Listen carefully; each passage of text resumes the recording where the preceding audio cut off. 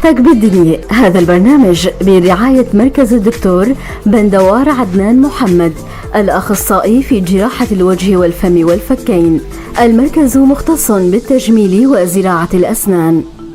مركز الدكتور بندوار محمد يقدم كافة الخدمات السنية: تجميل الأسنان، معالجة الأسنان بأحدث الأجهزة والأنظمة، معالجة أسنان الأطفال ضمن المركز تحت التخدير العام، عمليات الزرع بأحدث الأجهزة والتقنيات، عمليات جراحة الوجه والفم والفكين بالأنظمة الحديثة، تبييض الأسنان بالمواد المستوردة والتقنيات الحديثة، أيضا تجميل الأسنان بطرق حديثة وسهلة. ولا ننسى ابتسامة هوليود الشهيرة. مركز الدكتور بندوار عدنان محمد، قامشلو بجانب مشفى الرحمة. للحجز والاستعلام هاتف 433 226.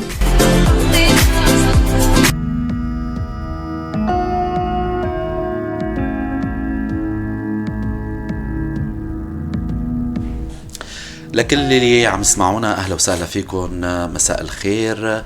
حلقة جديدة من برنامج صحتك بالدنيا، ضيف جديد وموضوع جديد ومهم كتير.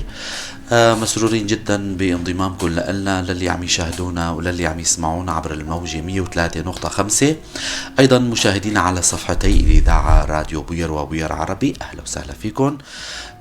فيكم تتصلوا معنا عبر الرقم الأرضي 429 101 أو عبر الواتساب 093 82 80 81 4. مثل ما ذكرنا عبر أي كومنت على صفحتي الإذاعة راديو بوير وبوير عربي، رح نكون مسرورين لما بتنضموا لنا. ضيفنا اليوم بهالحلقة الدكتور ديار عكو، اختصاصي بأمراض النساء وجراحتها. اسمحوا لي رحب بضيفنا لنبدأ لقاءنا. مساء الخير دكتور. مساء النور، أهلا وسهلا. مسرورين جدا بوجودك معنا دكتور. مبسوط كتير كمان أن يكون معكم. شكرا. شكر خاص لزميلتين على الكنترول، أميرة وشيرين على البث المباشر والكنترول. رح نبدأ لقائنا. موضوع مهم كتير هيك اليوم حبينا نتناوله، وإن شاء الله يعني يكون ينال إعجابكم أكيد. بالخط العريض، الاستشارة الطبية ما قبل الزواج. شيء جديد علينا أو بالمنطقة، ربما هو موجود، ولكن اليوم هيك حبينا نسلط الضوء على هالشي، هذا العامل المهم اللي حبينا هيك نناقشه اليوم مع الدكتور ديار. أهميته، شو المكونات المتوفرة عنا هون بسوريا أو بالمنطقة، توفر الخدمات، أيضا الصعوبات والعوائق والحلول، وكثير من المحاور رح نناقشها. الدكتور ديار اليوم رح يعني يعطينا معلومات جدا مهمة، ويلي حابب يشارك رابط الحلقة أكيد رح نكون مبسوطين ومسرورين. بالبداية دكتور، كمقدمة، يا ترى شو هي الاستشارة الطبية ما قبل الزواج كتعريف؟ هلا الاستشارة الطبية ما قبل الزواج هي مجموعة من الفحوصات المخصصة لمجموعة من الأمراض. هي عبارة عن أمراض إنتانية تنتقل، وكمان أمراض وراثية. طبعا في عدد كبير من الأمراض الإنتانية والوراثية، بس في عندي عدد محدد من هاي التحاليل اللي بتتساوى لهاي الأمراض، حكينا الإنتانية أو الوراثية. هلأ الاستشارة الطبية قبل الزواج هي بتتساوى عادة بعيادة الزواج أو عيادة ما قبل الزواج، اللي طبعا هي فكرة انطرحت من الألفينات عبر نقابة الأطباء، ونعمل فيها بشكل قانوني إنه كل شخصين، شاب وبنت مقبلين على الزواج، لازم يساووا هاي الاستشارة اللي هي عبارة عن مجموعة فحوصات وتحاليل، وبعدين يحصلوا على ورقة من هاي العيادة لحتى يمشوا بإجراءات الزواج. هذا بشكل مبسط. تماما دكتور. إذن هاي تنعمل بعيادة خاصة، مو عند، يعني مشان التوضيح للمستمعين، يعني إنه يشيلوا حالهم الشابين المقبلين عن الزواج ويروحوا عن طبيب بولية أو طبيب نسائية. فإذن هاد الفكرة هي هيك، إنه في عيادة خاصة معتمدة من قبل الوزارة أو تماما. هي معتمدة من قبل النقابة. تمام. يعني تم طرح الفكرة وبعدين إيجاد تضمين قانوني لها أنه يعني لتتم الإجراءات الزواج أنه لازم يكون عندي هاي الورقة موجودة. فهو عبارة عن مخبر بيقوم بعدد من التحاليل. إذا مو زيارة عن طبيب نسائي أو بولية هي؟ لا، هي ما بتكون زيارة بقدر ما هي إنه ممكن يعني إذا خطر ببال الإنسان إنه قبل الزواج يعني يفحص حاله أو يفحص خطيبته أو زوجته المستقبلية، فيعني أول شيء ممكن يخطر ببال الإنسان إنه يزور طبيب النسائية أو البولية، وهم ممكن بقى بيصير التوجيه من قبل الطبيب لعياد ما قبل الزواج. هذا بشكل عام، بس بشكل خاص يعني كل شخص له خصوصية من ناحية إنه قصته المرضية، المشاكل الموجودة عنده، المشاكل الوراثية أو العائلية. بس في عنا فحوص مخصصة لما قبل الزواج، فحوص ستاندر أو أساسي. تمام. طيب دكتور، هلأ شو هي مكوناتها لو تحكي لنا عنها؟ هل الإجراءات وهل يعني إذا سميناها مثلا استمارة أو مجموعة تحاليل؟ تمام. نعم. تمام. هلأ بالنسبة للتحاليل اللي بتتساوى بعياد ما قبل الزواج، هي عبارة عن أول شيء بدنا نعمل السكرينينج، يعني بحث عن الأمراض الإنتانية اللي بتكون عندي، هي التهاب الكبد بي والتهاب الكبد سي والإيدز. هدول الأمراض الثلاثة بشكل أساسي. طبعا بتتساوى أيضا زمرة الدم للشاب وللبنت. وفي عندي من الأمراض الوراثية في عندي مرضين أساسيين يتم البحث عنهم، هنين الثلاسيميا والفقر الدم المنجلي. هدول الاثنين طبعا من الأمراض الدموية اللي تنتقل عبر الوراثة. هدول هن الفحوص الخمسة الأساسية اللي بيتساووا بعيادة ما قبل الزواج. تماما. دكتور، شو بشان الإيدز؟ هلا ضمن القائمة ولا لا؟ هو مضمون ضمن القائمة، يعني حتى بالنسبة للإيدز قانونيا إذا طلع واحد منهم إيجابي ممكن يتم منع هذا الزواج إذا طلع عندي هذا التحليل إيجابي. تماما. بالنسبة للأمراض الثانية بتبقى هون يعني القصة هي يتم تقديم النصيحة للشخصين المقبلين على الزواج، بينما لا يعني ما في رادع أو يعني شيء مضمن بالقانون إنه يمنع الزواج عندهم. تماما. حلو كتير هالمعلومة هاي، جديد كنا نسمعها.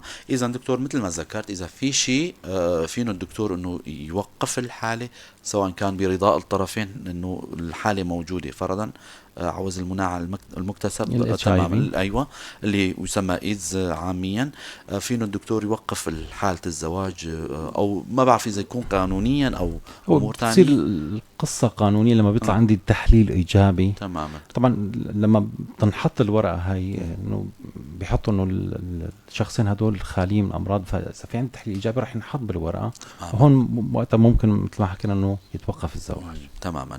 وأما باقي الأمراض الثانية سواء كانت موجودة إيجابية يعني فعالة، يتم تقديم النصح إنه شو المخاطر الموجودة لما بيكون واحد من أو اثنين منهم حاملين أو عندهم المشكلة الصحية هاي. تمام. من اللي يتم وضعهم بالصورة إنه شو مستقبلا رح يستناهم في حال تم الزواج. تماما. حلو كتير. رح أذكر مستمعينا للي عم يسمعونا، أنتوا عم تسمعوا برنامج صحتك بالدنيا. الدكتور ديار عكو، اختصاصي بأمراض النساء وجراحتها، ضيفنا بالاستديو. رح نكون مسرورين جدا لما بتشيلوا السماع وما تترددوا تتصلوا معنا عبر الرقم الأرضي 429-101 أو عبر البث المباشر. طبعا الأرقام واضحة على البث المباشر 093-82-80-81-4. هاي عبر رسالة، فيكم تبعتوا لنا رسالة عبر الواتساب وموجود عندنا. إذا طلع أي رسالة أكيد رح نجاوب على أسئلتكم عبر البث المباشر للي عم يتابعونا بوير عربي وراديو بوير. الرسائل عم تظهر عنا ورح نجاوب على أسئلتكم. موضوعنا لليوم هو موضوع مهم جدا، الاستشارة الطبية ما قبل الزواج. والدكتور ديار محضر لنا كتير معلومات مهمة وجدا رائعة، لازم الكل يسمعها، سواء كان حتى فئة الشباب اللي لسه مقبلين على الزواج. حطوا ببالكم هل الحالة هاي لازم تكون قدامكم. دكتور، توافر الخدمات بالمنطقة عنا، هالخدمة هاي هلا بعد ما تم تبني موضوع عيادة ما قبل الزواج، فنقابات الأطباء الموجودة بالمناطق الإدارية صارت عم تساوي أو عم تفتح عيادات ما قبل الزواج. هلا توافر عيادة ما قبل الزواج بالمنطقة عنا، في عنا عيادة ما قبل الزواج موجودة طبعا تماما موجودة، هي ضمن السوق. هي عم تقدم بعض الخدمات. طبعا الورقة بتطلع من عندهم ورقة الفحص ما قبل الزواج، نعم. وتم ختمها هنيك. تمام. هلا توافر الخدمة موجودة، بس تقديم الخدمة بشكل كامل ما يعني موجود بالشكل المثالي. يعني مو كل الفحوصات بيتم إجراءها. طبعا هذا الشيء بيرجع لأسباب يعني ممكن تكون خارجة عن إرادتهم، غلاء الأسعار، عدم توافر المواد، عدم توافر التحاليل بنفس المنطقة بحد ذاتها. بالإضافة أنه أحيانا بسبب العراقيل اللي عم تصير عندنا بموضوع تسجيل الزواج اللي بيعاني منهم بعض الشباب اللي يكون ما موجودين أو يعني تماما أمور خاصة يعني. فبيتم تخطي هاي القصة بأنه نتحول إنه الشاب يمشي بمعاملة الزواج إنه يتم تثبيت الزواج. هون بقى بيصير عندي هاي الورقة مو مطلوبة. تمام. بيصير عندي تثبيت زواج، مو إنه تمشي بمعاملة الزواج. للأسف الخدمات حكينا انه ما متوفره بشكل كامل. ممكن تكون الفحوص الانتانيه موجوده، بينما اذا بدنا نحكي عن موضوع التحاليل الكشف الثلاسيميا او المنجلي ما متوفرين، او اذا متوفرين فيتم الحصول عليهم بشكل صعب، بالاضافه للتكلفه الماديه لهي التحاليل. اكيد. دكتور، يعني هلا النقطة اللي كان وصلت لها هي انه هي جزء من الصعوبات. طب خلينا نحكي عن الصعوبات والعوائق والحلول لهالموضوع هذا. تمام. حكينا انه يعني مثل اي قطاع موجود عندنا هون بسبب الحرب والازمة اللي عم يمر فيها البلد، ف يعني واحدة منهم هاي الشغلات انه الموضوع الاستشارة الطبية قبل الزواج تم اهماله بشكل كتير كبير. يعني صح. في كتير حتى مو سمعانين بهذا الموضوع. صح. تماما. فأحيانا بيتم بطلب من الأشخاص المقبلين على الزواج إنه بيسألونا إنه يا ترى إذا بدي أتزوج شو المطلوب مني كتحاليل طبية. تماما. يعني صار في نوع من الوعي موجود عند شبابنا عم يسألوا عن هاي المواضيع. القصة الثانية إنه هالورقة إلى حد ما صايرة روتينية، يعني عم يتم توقيعها حتى بدون إنه يتم إجراء أي تحليل، وهذا الشيء يعني مشكلة كبيرة كتير. يعني الغاية بالنهاية من الاستشارة الطبية قبل الزواج، هلأ أول شيء إنه الزوجين المقبلين على الزواج يكونوا بصورة المشاكل اللي ممكن تواجههم بالمستقبل. هاي أول شغلة. الشغلة الثانية ياخذوا قرارات جديدة اعتبارا من الفحوص اللي عم تساوى. غير إنه الأمراض اللي حكينا عنها سواء التهابات الكبد أو المنجل والتلاسيميا بتشكل عبء على الأسرة اللي موجودة فيه المشكلة، على المجتمع وعلى الدولة بحد ذاتها. تمام. كتكلفة مادية واقتصادية، وبغير بقى المشاكل الثانية بترافق وجود مريض بهاي المشكلة. صح. تماما. ف حاليا يعني كان لازم يصير توعية أكبر عن موضوع الفحوص الطبية ما قبل الزواج، تقديم الخدمة بشكل ميسر. يعني يكون عندي مثلا عدة مخابر منتشرة بالمنطقة، زيادة الوعي عن هذا الموضوع. أكيد. مثل مثلا حاليا حضرتكم عاملين مثلا فقر عن هذا الشيء عن طريق الإعلانات الطرقية. التوعية عن طريق الجلسات اللي بتصير بالمنتديات. نعم. هذا الشيء رح يساعد على زيادة الوعي على هذا الموضوع. الموضوع مهم جدا لأنه كثير من هاي الأمراض أمراض مستوطنة إلى حد ما موجودة عندنا بالمنطقة. تمام. لما بيتم كشف هذا الشيء بشكل مبكر قبل الزواج ممكن تلافى مشاكل تانية تالية على هدول الشخصين، على المجتمع، وعلى حتى كعبء اقتصادي عم بيصير. يعني مشكلة التلاسيميا بحد ذاتها يعني هي مشكلة كبيرة. يعني ببعض المرضى مثلا أحيانا عم يحتاجوا نقل دم مرة أو مرتين بالأسبوع. وأحيانا بتكون زمر نادرة، غير بقى المشاكل اللي بتصير أثناء المعالجة. فبفحوص بسيطة جدا ممكن نتلافى هاي المشكلة تماما، اللي هي طبعا هي مأساة ومشكلة بحد ذاتها. دكتور، باعتبارنا عم نحكي هيك هلا موضوع زواج الأقارب، يعني دائما هالعامل هذا متهم. بتلاقي في كتير ناس متزوجين هن أولاد عمام وأمهاتهم كمان، يعني لأي درجة هل الموضوع هذا يعني صحيح. لأي درجة فينا نحكي عنه ونوضح للمستمعين والمستمعات أنه ياخذوا بعين الاعتبار أقارب، سواء كانت أعمام أو خالات، أو يعني لو تحكينا عن هالمحور هذا هيك بكم كلمة دكتور. تماما. السؤال حلو كتير يعني، وعم نسأل عنه كتير. المبدأ هو إذا اعتبرنا كل إنسان هو عبارة عن وعاء، تماما. هذا الوعاء عبارة عن بطاقات، تمام. أيوة. بطاقات مرضية، تماما. طبعا كل إنسان في عنده نسخة أو نسختين من المرض أو من هاي البطاقات. اللي بيصير عندي شو هو لما الإنسان بيتزوج أحد أقربائه من درجة الثانية أو الثالثة، شو بيصير عندي؟ الشخص الثاني اللي هو عبارة عن كمان نعتبره مثل وعاء وفيه بقى بطاقات مرضية مستنسخة منه كمان يعني. تماما. فاحتمالية انه نلاقي بطاقتين مرضيات، أيوة. تمام، يشكلوا لي مرض بشكل واضح بيكون عندي اعلى مقارنة انه لما الشخص يتزوج شخص غير قريب، تمام. فالموضوع هو ببساطة انه اذا عندي مشكلة وراثية، تمام، ممكن تكون بشكل مخفي، لأنه في عندي أمراض بتكون نحن بنسميه مثلا بالنسبة للثلاسيميا في عندي شيء اسمه خلة الثلاسيميا. خلة الثلاسيميا شو هي؟ هي عبارة عن أخف درجة من مرض الثلاسيميا. يعني المريض بيجيني ممكن ما أحزر عليه إنه عنده المرض، بس في ممكن وصفية أبدا، تماما، بس شو بيكون عنده درجة بسيطة من فقر الدم. نعم. تمام. هون هذا الشخص عنده ثلاسيميا بس ما بيعرف انه عنده ثلاسيميا، تمام. واحتمال انه يكون موجود بعائلته عالي، لانه بالاصل هو شايل المورثه من حدا، تمام، وبتكون هاي المورثه الى حد ما وصلت لحدا. نعم. هلا لما بتكون عندي المورثه هاي موجوده وصار عندي زواج الاقارب، احتمال كبير انه هذا القريب يكون عنده كمان نفس المورثه. المورثتين بس يلتقوا رح يظهر بقى عندي المرض بشكل واضح، بنسبه اكثر يعني تماما، لانه عندي انا مثلا لازمني 4 مورثات لطلع المرض او مورثتين او كذا، تماما. يعني هذا بشكل مبسط، تماما، مشان ما نطلع من السياق العلمي. فهذا هو المبدا المبسط، انه لما بيصير عندي زواج اقارب احتماليه التقاء المورثات المرضيه بتكون اعلى، تمام. لانه كل انسان عنده حكينا مجموعه مورثات مرضيه. نعم. بس لما بيكون واحد قريب منه احتماليه انه يلتقوا عندي مورثتين مرضيات بيكون اعلى بكثير.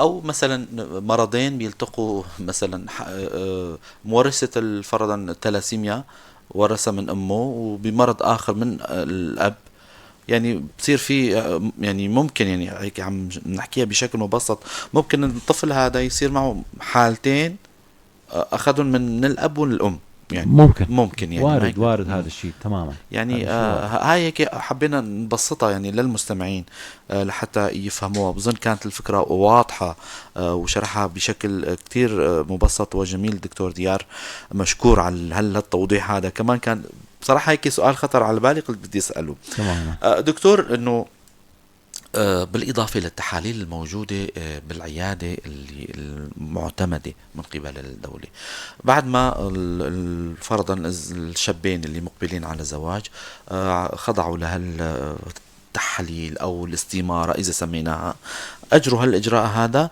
وحبوا يستشيروا طبيب نسائي أو طبيب جراحة بولية زملائكم بالعمل أيضا، شو هن ممكن التحاليل الإضافية اللي أنتم ممكن تطلبوها لحتى تبتوا بالأمر أنه أنتوا شخصين سليمين، ما في أي علة، ما في كذا، أو يعني هالمحور هذا اللي نحكي تماما. سؤال حلو كتير. هلا في عندي هاي التحاليل ستاندرد، بتبقى القصة هون أنه حسب حالة المريض، تمام. هلا في تحليل إضافي أنا ممكن ساويها، حكينا أنه الزمرة تنطلب، بس دائما يعني مو دائما عم يتم طلبها.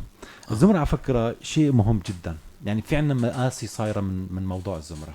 شلون دكتور؟ يعني لو تشرح لنا اياها بشكل مبسط. في كتير سيدات زمرتهم سلبية وبيكون الزوج زمرته إيجابية.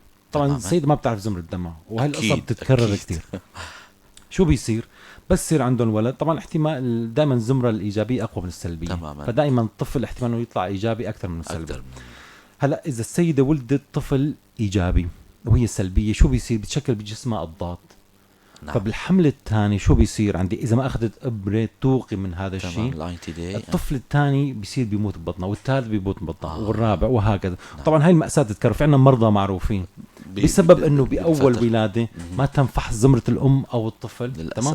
يعني صارت مأساة متكررة، بكل حمل بتحمل بتوصل للسادس السابع بيموت الطفل ببطنها. طبعا مأساة كبيرة بس بسبب خطأ بسيط أو إنه شغلة انتست اللي هي موضوع الزمرة الدموية. تمام. فموضوع كتير مهم، موضوع بسيط جدا بس مهم جدا، وحله موجود، يعني حله موجود تماما، ووقاية منه كتير سهلة. هالشي هذا ربما كنا نعاني منه بسنوات قبل دكتور، يعني لو والله حاليا كمان موجود موجودة، يعني للأسف حاليا لا زال موجود. الإجراء هذا من قبل أطباء النسائي دائما الحمل الأول بيطلبوا مثلا الزمرة، هو عادة لازم يتم طلب هذا الشيء للأسف الجنين. يعني عفوا. لما بعض السيدات بيولدوا عند القابلات او حتى عند الدايات، تمام، هذا الشيء بيتم نسيانه. يعني ممكن. الولاده لما بتكون بالمشفى عاده من اجراءات المشفى انه يتم طلب الزمره الدمويه للام، وهذا الشيء يعني مهم جدا، بعود يعني بركز عليه لانه في اكيد اخر الحلقه اكيد رح نذكرها تماما. اكيد. هلا بالنسبه نعم ممكن مثلا نسأل عن موضوع الحمل. تمام، السيدة عندها مشاكل انه فيها تحبل، او مثلا الشاب يسأل انه موضوع الحمل، ففي عندنا تحاليل بسيطة ممكن نساويها. ممكن موضوع فحص السائل المنوي بشكل بسيط. تمام. نشوف تعداد الحركية، الاشكال الطبيعية وكذا، نتأكد انه ما عندي مشكلة من ناحية الذكر. من ناحية الانثى كمان نفس الشيء، ممكن عبر الايكو او بعض الفحوصات الهرمونية نساوي كمان نتأكد انه الأنثى عندها قابلية للحمل. طبعا هذا ما بينفي إنه ما ممكن ما يصير حمل، بس بنظرة عامة ممكن ناخذ فكرة إنه في قابلية خصوبة لدى الشريكين. تماما. إذا هدول النم بشكل بسيط تماما. القصة المرضية يعني لما بيجي عند المريض ممكن بقى حسب توجهي انه عنده ممكن يكون في مشكلة ثانية، اطلب تحاليل ثانية. ممكن الأنثى تكون عندها مثلا خلع وركي ولادي مثلا، هاي ممكن تكون عندها مشكلة يعني بالإنجاب، كنت تشوهات بالحوض فرضا، يعني كتير أمور يعني إذا فتنا فيها أكيد راح تكون جدا تماما يعني ممكن يتفرع. وهون الطبيب بقى هو بيشوف حسب حالة المريض. تماما. لأنه غير هاي التحاليل ممكن نطلب تحاليل إضافية حسب حالته وحسب الطلب أيضا. هذا الشيء ممكن يصير. تماما جدا حلو كتير دكتور. طيب العمر كمان، لا مثلا إذا كانت الأنثى أو السيدة اللي مقبلة على الزواج عمرها أقل بسنوات، فارق العمر كتير كبير مثلا، بنلاقي يعني في بفترات يعني من الفترات انه اكثر من 10 سنين 15 سنه، وربما لحدود ارقام اكثر من هيك. يا ترى هي كمان بيلعب دور بموضوع يعني تحطوه بعين الاعتبار انه ممكن يكون ما في انجاب او يكون في مشاكل بالانجاب، او ما بعرف اذا كسؤال خطر على بالي. يعني موضوع الفارق العمري كطبيا ما مهم بقدر ما هو ممكن يعني يكون بترافق معه مشاكل. يعني التقدم بالعمر اجباري رح يكون في معه مشاكل. صح تماما. فيعني بالنسبه للزوج المشاكل رح تكتر اكيد، خاصه الامراض المزمنه. بالنسبه للزوجه كمان المشاكل رح تكون عندي اكثر، انه في مشاكل رح تظهر عندي بعمر اكبر. بالاضافه الى موضوع العقم والمشاكل الثانيه اللي ممكن تترافق معه. تماما. فموضوع الفارق العمري والتقدم بالعمر كمان ممكن حسب القصة المرضية كمان تكون عندي مشاكل جديدة تطلع عند الزوجة. تماما. دكتور لا من شوي حكينا عن هيك، طرقنا لبضع شغلات من هالسؤال. دكتور الأمراض اللي بتحصر أو توقف معاملة الزواج شو هنن؟ هلا قانونيا حسب القانون مرض الإيدز أو نقص المناعة المكتسب هو المرض الوحيد اللي ممكن حسب إذا طلع عندي التحليل إيجابي إنه يتم إيقاف الزواج حاليا. أيوة. حسب التصنيف الموجود حاليا. فهو المرض الوحيد. الأمراض الثانية حكينا إذا تم كشفها وطلعت إيجابية يتم تقديم النصح للزوجين المقبلين على الزواج بأنه في عندي هاي المشكلة ورح يترتب على وجود هاي المشكلة مشاكل مستقبلية إضافية. من ناحية انتقال المرض للأطفال، من ناحية المشاكل الثانية أنه يطلع عندي المرض وشو ممكن يسبب لي مشاكل إضافية. تماما. نوجه تحية للمشاهدين اللي عم يشاهدونا ويبعثوا لنا سلامات، طبعا من ضمنهم دكتور فريات. يسعد مساك وأهلا وسهلا فيك دكتور، شكرا على الرسالة. والجميع اللي عم يبعثوا لنا رسائل أكيد نحن مبسرورين بمشاهدتكم، نتمنى أنه نستفيد مستمعين للي عم يسمعونا للي عم يشاهدونا عن معلومات اليوم اللي هيك حلقة جدا مميزة حقيقة، وقليل حدا تناول هالموضوع هذا. دكتور رح نختم لقائنا، إذا ضل شي محور حابب تحكي أكيد قبل ما ننتقل لموضوع النصائح والختام الحلقة، أي محور حابب تتطرق له أو فكرة اجت على بالك حابب أنه تضيفها للمحاور اللي حكينا عنها؟ هلا حكينا عن يعني بدي تم بنفس الموضوع، موضوع نعم. الاستشارة الطبية قبل الزواج. هلا حكينا انه بعض التحاليل شوي يعني تكلفتها المادية عالية، نعم. بس في بعض التحاليل وخاصة الأمراض المنتقلة، التهاب الكبد بي وسي والإيدز، هاي التحاليل كقيمة مادية تكلفتها كتير قليلة مقبولة ربما جدا. فإذا الزوجين ما استطاعوا يعملوا كل التحاليل، يعني بنصحهم على القليلة يساووا تحليل الزمرة، التهاب الكبد بي والتهاب الكبد سي والإيدز. تمام. طبعا بنتجنب كتير مشاكل، نتلافى كتير مشاكل، وتحاليل بسيطة ما بتاخد أي وقت، يعني ساعة لتطلع هاي التحاليل. بنصح بشدة أنه تساوي هاي التحاليل، بنصح كل المقبلين على الزواج أنه يساوي هاي التحاليل، لأنه رح نتلافى كتير مشاكل تماما بالمستقبل إذا تم كشف أي مشكلة. تماما. أيضا الملاحظة أو المناشدة للزملاء الأطباء، أكيد الأطباء ما بيتفادوا هالملاحظة هاي، عمل زمرة الدم للمرأة الخروس أو البكرية مثلا، للبطن الأول للطفل الأول، الزمرة للأم والطفل، بالإضافة للقابلات اللي أي حدا يعني حابب أنه عن طريق الدكتور يوصل هالرسالة هاي لجميع اللي عم يولدوا أول بطن، يعني يا ريت تسووا زمرة للأم للأب. هاي رح نتركها للدكتور، مو أنا اللي رح أنصحها. تفضل دكتور، هالملاحظة هاي كمان حبيب. موضوع الزمرة كمان تحليل بسيط جدا، تمام، وبيمنع كوارث كبيرة كتير، كوارث تمام. يعني ومآسي عم تصير، لأنه يعني بيولد طفل واحد للأم وبعدين ما بقى يعني ما بقى يعيش أطفال تانيين. موضوع الزمرة كتير مهم، يفضل أنه ينطلب بأول زيارة. تمام.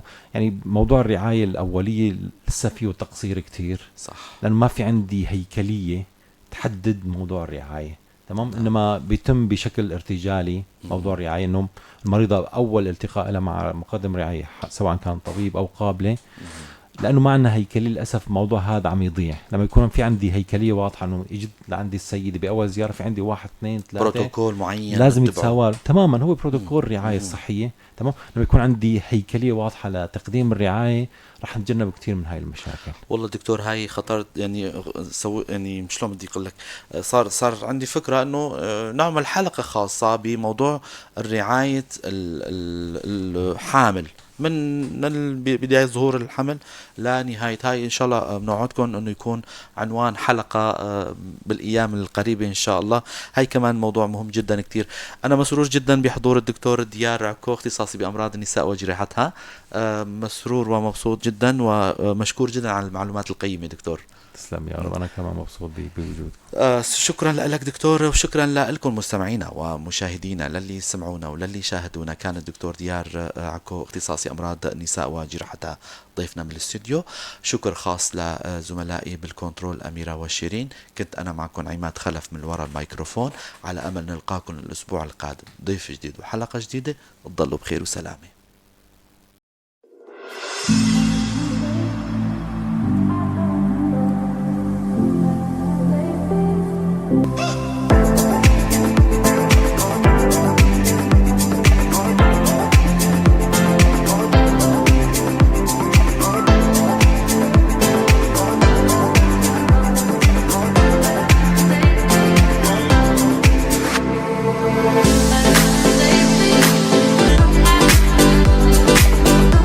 صحتك بالدنيا. هذا البرنامج برعاية مركز الدكتور بندوار عدنان محمد، الأخصائي في جراحة الوجه والفم والفكين. المركز مختص بالتجميل وزراعة الأسنان.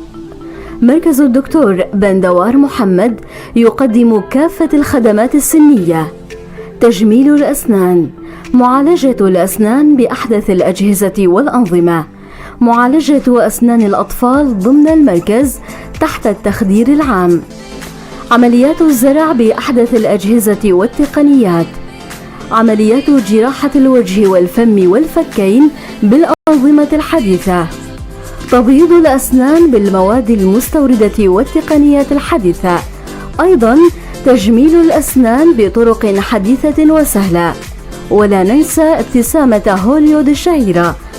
مركز الدكتور بندوار عدنان محمد قامشلو بجانب مشفى الرحمة. للحجز والاستعلام هاتف 433 226.